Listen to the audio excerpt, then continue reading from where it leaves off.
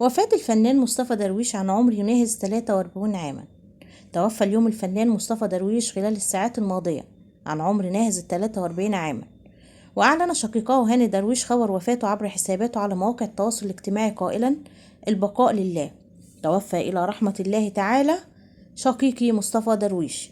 تشاع الجنازة عقب صلاة العصر من مسجد الحصري بأكتوبر، العزاء بإذن الله تعالى باكرا عقب صلاة المغرب بمسجد الشرطة بالخمائل بالشيخ زايد.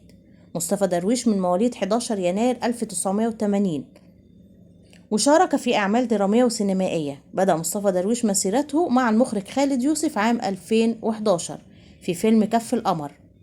وشرح درويش قصة اختياره أنه كان بالصدفة عندما كان يتواجد في تصوير الفيلم مع أصدقائه، وتم العرض عليه أن يجسد دور ضابط شرطة في الفيلم فوافق، وجسد درويش أكثر من 30 عمل درامي وسينمائي، ولقى شهرة واسعة بعد قيامها بدور فتحي مدرب كمال الأجسام في مسلسل بميت وش مع الفنانة نيلي كريم وآسر ياسين. وكان آخر أعماله مسلسل كامل العدد الذي أذيع في رمضان على منصة شاهد.